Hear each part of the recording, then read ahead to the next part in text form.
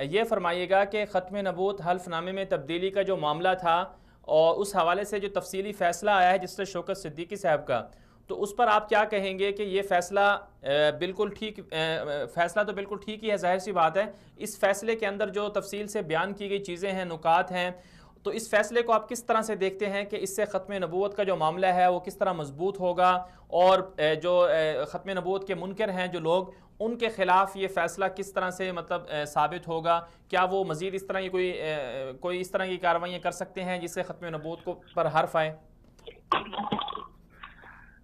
دیکھیں مدنی بھائی، میں آپ سے درخواست یہ کروں جی کہ جب سے فیصلہ آیا ہے اور یہ غالباً کو 1.5-2 مہینے اس کو انہوں نے محفوظ بھی کیا تھا، وہ فیصلہ تھا وہ یہ ختم نبوت کے جو انہوں نے امینڈمنٹ کی تھی، جی اور یہ بڑا امپورٹنٹ مطلب یہ فیصلہ ہے، اور اس میں بڑی محنت کی علماء کرام نے اور وکلاء نے، جن کو خراج تحسین بھی اپنے ججمنٹ جج صاحب نے کیا ہے، اور بڑی زبردست قسم کی ڈائریکشنز دی ہیں۔ وہ سوشل میڈیا پہ، واٹس ایپ پہ، یہ اپنا فیس بک پہ اور دیگر ٹویٹر وغیرہ پہ، یہ ٹیلی ویژن پہ، یہ سارا پرنٹ میڈیا پہ، الیکٹرانک میڈیا پہ، یہ سارا کچھ آ چکا ہے۔ جی لیکن بدقسمتی یہ ہے، آپ میری بات سن کے حیران ہوں گے، جی اور میں آپ کو یہ بتاؤں، یہ میں آپ کے پروگرام کی وساطت سے یہ آپ کو چیلنج کرتا ہوں کہ محترم جج صاحب نے قادیانیوں کے متعلق جو کچھ کہا ہے اس میں 2 چیزیں دیکھیں۔ پہلی جی چیز تو یہ، کوئی ایک چیز بھی جج صاحب نے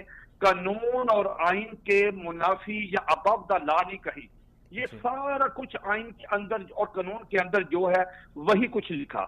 لیکن جس بات کی طرف میں آپ کی توجہ دلانا چاہتا ہوں، اور اپنے سامعین جو سن رہے ہیں، آپ میری بات سن کے حیران ہوں گے جی کہ جج صاحب کے اس فیصلے پہ رتی برابر بھی حکومت عمل نہیں کرے گی۔ جی بالکل، اس لیے یہ جو جج صاحب کا فیصلہ آیا ہے، یہ فیصلہ سمجھ لیجئے کہ جو 1993 میں ظہیر الدین بنام سرکار جی جو رپورٹ ہوا ہے پی ایل ڈی میں، SCMR 1993 ظہیر الدین بنام سرکار، پیج 1718، وہاں پہ جناب جسٹس قدیر صاحب فل بینچ کا وہ فیصلہ ہے۔ یہ ساری چیزیں اس فیصلے میں آ چکی ہیں جی کہ قادیانی جو ہیں وہ اپنے آپ کو مسلمان نہیں کہہ سکتے، قادیانی اپنے آپ کو احمدی نہیں کہہ سکتے، وہ مرزا قادیانی کو رسول نہیں کہہ سکتے، مرزے کی بیوی کو ام المومنین نہیں کہہ سکتے، مرزے کے دوستوں کو صحابہ نہیں کہہ سکتے، مرزے کے شہر کو مکہ مدینہ نہیں کہہ سکتے، مرزے کی باتوں کو حدیث نہیں کہہ سکتے،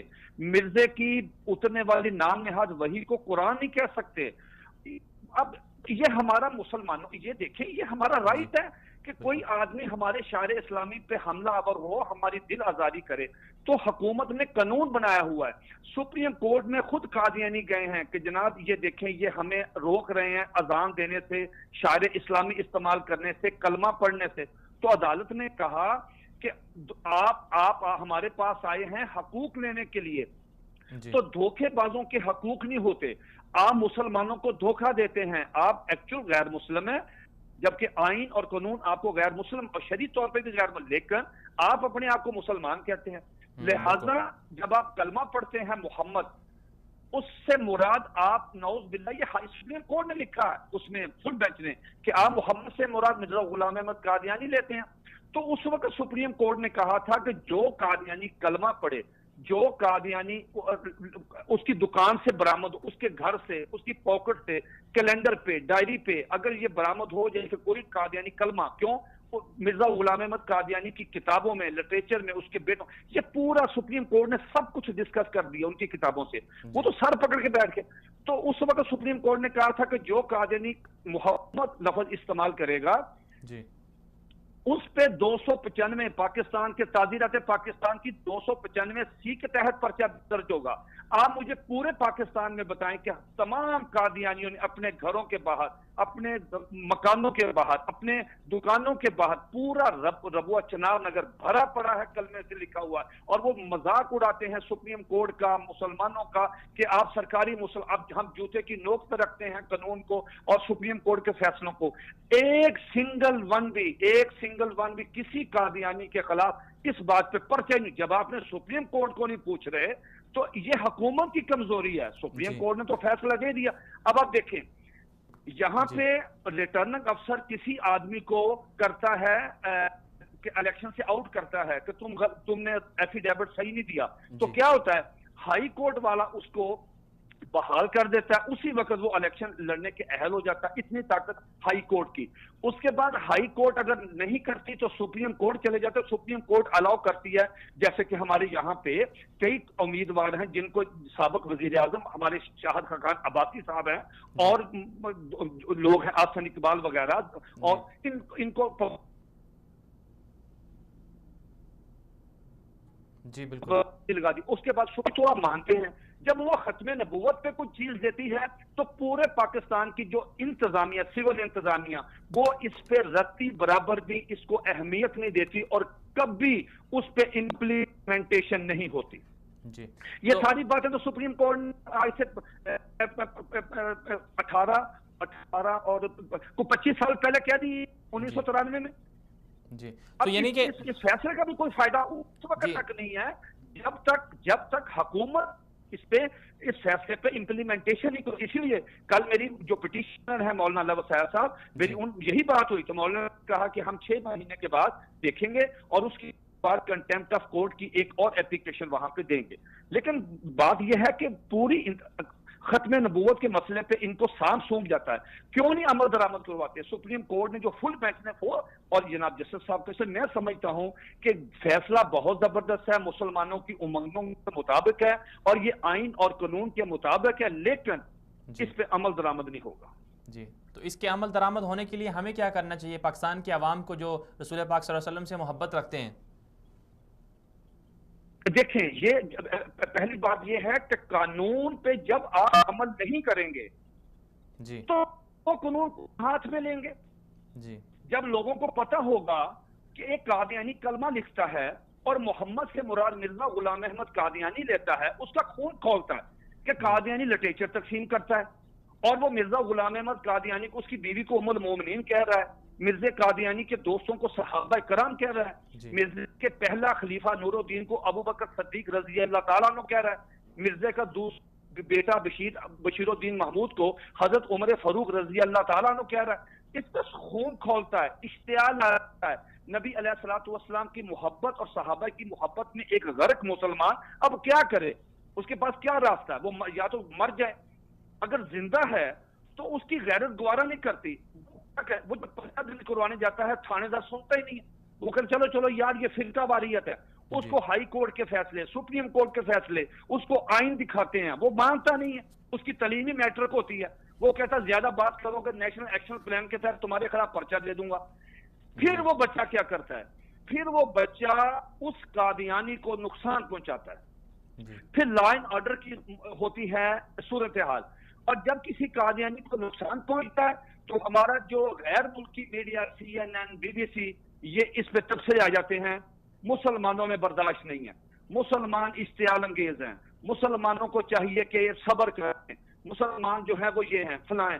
بھائی آپ قانون پہ عمل کیوں نہیں کرواتے؟ جی اس کو روکیں، اس کو سپریم کورٹ روک رہی، آئین روک رہا، قانون روک رہا۔ جب وہ قانون میں ہاتھ میں لیتے ہیں تو اس لیے جب تک اگر نہیں ہوگا، میں آپ کو اندازہ کر اس میں لا اینڈ آرڈر کی صورت پورے پاکستان میں بہت خراب ہو جائے گی۔ جی متین صاحب یہ بھی فرمائیے گا ساتھ میں کہ اسی فیصلے کے اندر قادیانیوں کی جو ان کی جو آبادی ہے، جو ان کے بارے میں اعداد و شمار ہیں کہ پاکستان میں کتنے قادیانی ہیں، تو فیصلے کے اندر لکھا گیا ہے کہ نادرہ کچھ اور اعداد و شمار بتا رہا ہے اور جو پاکستان کے جو محکمہ شماریات ہے اعداد و شمار کے حوالے سے وہ کچھ اور بتا رہا ہے۔ تو ان کی تعداد میں یہ تضاد کیوں ہے؟ تو کیا وجہ ہے؟ کیا یہ چھپ کر اپنی شناخت چھپاتے ہیں؟ کیا وجہ ہے یہ؟ سوال آپ نے کیا ہے، میں حیران ہوتا ہوں کہ یہ جو تفاوت آیا ہے، یہ جو ڈیفرنس ہے، یہ اس لیے ہے کہ جن قادیانیوں کو پتا تھا کہ میرے محلے میں ختم نبوت والے مضبوط ہیں اور انہوں نے یہ ڈیٹا اگر میرا مردم شماری سے نکلوا لیا اور اس پہ اگر نے اپنا مذہب آگے اسلام لکھا تو تعزیرات پاکستان کی دفعہ 298C کے تحت میرے خلاف مقدمہ درج ہو جائے گا۔ جی اچھا، وہ اس نے تو لکھوا دیا کہ میں قادیانی ہوں یا میں احمدی ہوں، لیکن آپ دیکھیے کہ جو ہمارے اہم ترین اداروں میں بھرے پڑے ہیں. ساتھ میں نام نہیں لینا چاہتا کہ بڑی بڑی کی پوسٹوں پہ بیٹھے ہوئے ہیں. جی انہوں نے اپنے آپ کو مسلمان لکھوا, وہ ڈرتے نہیں کسی سے.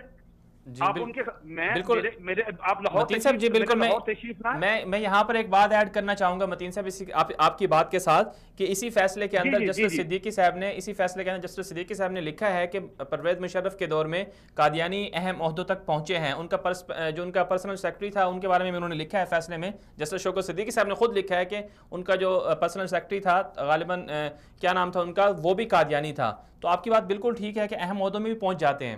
متین صاحب, آپ فرما رہے تھے کہ جو اعداد و شمار میں تفاوت ہے قادیانیوں کے بارے میں, اس حوالے سے ان کو کیسے, جو قادیانیوں کی تعداد کے حوالے سے جو تفاوت ہے, جو جسٹس صدیقی صاحب نے بھی اس کو مینشن کیا, اس حوالے سے آپ فرما رہے تھے کہ اس کو کیسے ہم ختم کر سکتے ہیں؟ دیکھیں, میں آپ سے درخواست کر دوں, میں آپ سے پہلے عرض کروں, یہ تفاوت صرف اس وجہ سے ہے کہ جہاں جن علاقوں میں تحفظ ختم نبوت کے ورکر جو بیٹھے ہیں, جو مضبوط ہیں, وہ کسی بھی مسلک سے ہیں, جو مسلمان مضبوط ہیں, ان سے قادیانی ان کے جو محلوں میں رہتے ہیں, وہ سوسائٹیوں میں, وہ ان کو پتا ہے کہ یہ لوگ جو ہیں یہ جا کے ڈیٹا نکلوائیں گے, اور اگر ہم نے اپنے اس فارم میں جھوٹ بولا ہوگا, اپنے مذہب کو اسلام لکھا ہوگا, دین ہمارے خلاف تعزیرات پاکستان کی 298C کے تحت مقدمہ درج ہو جائے گا. وہاں تو انہوں نے فکر دے دی ہے کہ ہم احمدی ہیں, قادیانی ہیں, جو بھی ہیں. لیکن جو لوگ کی پوسٹوں پہ بیٹھے ہیں, ان کے جو رشتہ دار ہیں, ان کے جو بچے بھتیجے, پوری فیملی, مثال کے طور پہ ایک مثال دیتا ہوں. اب یہ جسٹس صاحب نے پرویز مشرف کے جو پرنسپل سیکرٹری, اس کا نام لیا ہے طارق عزیز صاحب. اب طارق عزیز کا جو گاؤں ہے, وہاں پہ سارے قادیانی ہیں. کسی نے بھی نہیں لکھا کہ ہم قادیانی, کہ ہم احمدی ہیں. وہ سب نے لکھا ہم اسلام ہیں. اس لیے ان کو پتا ہے کہ ہمیں کوئی پوچھ نہیں سکتا. آپ کبھی لاہور تشریف لائیں, میں آپ کو ایک کنال کا گھر ہے ایک آدمی کا, وہ ایئرپورٹ روڈ پہ ہے, میں اس کے عہدے کی بات نہیں کرنا چاہتا, مسئلہ ہے. اس نے اپنے گھر کے باہر جناب والا قرآن مجید کی آیت لکھی ہے, ہم پوری جماعت کے ساتھ, علماء کرام کے ساتھ تھانے گئے کہ جنہیں قانون کی وائلیشن ہے. اس تھانے دار نے کہا, جی میں نوکری سے نکل جاؤں گا, میں نے اس کے خلاف مقدمہ نہیں, میں نے پرچہ نہیں دینا, اب اور مجھے کوئی کام بتا دیں. اب بھی یہ جب ضیاء الحق صاحب نے 1984 میں 26 اپریل 1984 کو آرڈیننس جاری کیا تھا کہ کوئی قادیانی شعار اسلامی استعمال نہیں کر سکتا, اس آدمی نے جو بہت پاکستان کی پوسٹ پہ, اب بھی وہ مر گیا, اس کا بیٹا ہے, اب باہر اس نے قرآن مجید کی وہ آیت لگائی, اور علانیہ کہتے ہیں کہ کسی کی جرت ہے تو ہمیں آ کے ہمارے خلاف مقدمہ درج کروا کے دکھائیں. یہ چیلنج ہے. آپ تو چناب نگر کو چھوڑ دیں, جو لوگ پولیس میں کوئی ادارہ آپ چھوڑے نا, بتائیں ایسے فگر نام ہے, میں نام سر اس کو, جی سر یہ جو چیزیں ہیں, ان چیزوں کو پھر ختم کیسے کیا جانا چاہیے؟ عوام کو کیا کرنا چاہیے کہ عوام کس طرح سے احتجاج کریں؟ میں سمجھتا ہوں کہ عدالتوں کے فیصلے تو حکومت اس لیے نہیں مانتی کہ جن لوگوں نے قانون سازی کرنی ہے وہاں قادیانی بیٹھے ہیں. جی اب کون سن, پھر لائن آرڈر کی صورتحال کا, پھر دھرنے ہوتے ہیں, دھرنوں میں نقصان ہوتا ہے. تو یہ کیوں چاہتے ہیں؟ ہمارا مطالبہ کیا ہے حکومت سے؟ ہمارا سمپل سا بالکل چھوٹا سا مطالبہ کہ قادیانیوں سے کہیں کہ وہ بھی قانون اور آئین کا احترام کریں, اور ہم بھی قانون اور آئین کا احترام کریں. وہ قانون کو نہیں وہ کہتے ہیں یہ ہم نے نہ آئین ماننا ہے, نہ قانون ماننا, سپریم کورٹ کے فیصلے ماننے.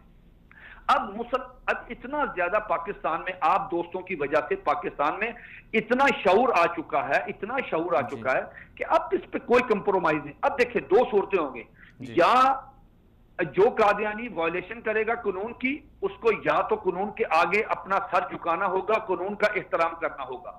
اگر وہ قانون کا احترام نہیں کرے گا, دین پاکستان میں پرتشدد وائلنس اس لیے ہوگی کہ آپ قانون پہ عمل نادرامد نہیں کروا رہے. جی تو یہ نقصان ہے ہمارے ملک کا. ہمارا امن و امان کی صورتحال ہے, اتنا پیارا ہمارا ملک ہے, الحمدللہ پوری طرح دہشت گردی پہ قابو پایا گیا, سب کچھ ہے.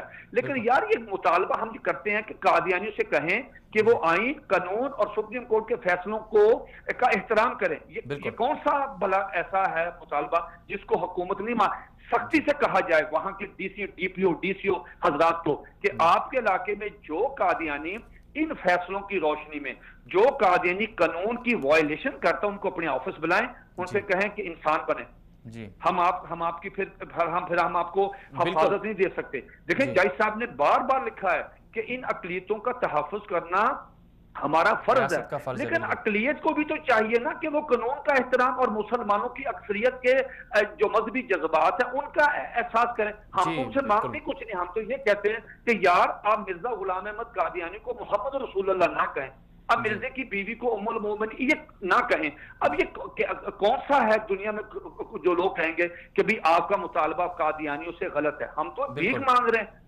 جی بالکل بالکل. متین صاحب آپ نے بہت اچھی گفتگو کی. پاکستان کو پرامن کیسے رکھنا ہے اس حوالے سے ہر کسی کو پاکستان کے آئین اور قانون کا تحفظ کرنا ہوگا اور اس کو ماننا ہوگا. آپ کا بہت شکریہ, آپ نے ہمارے ساتھ شرکت کی.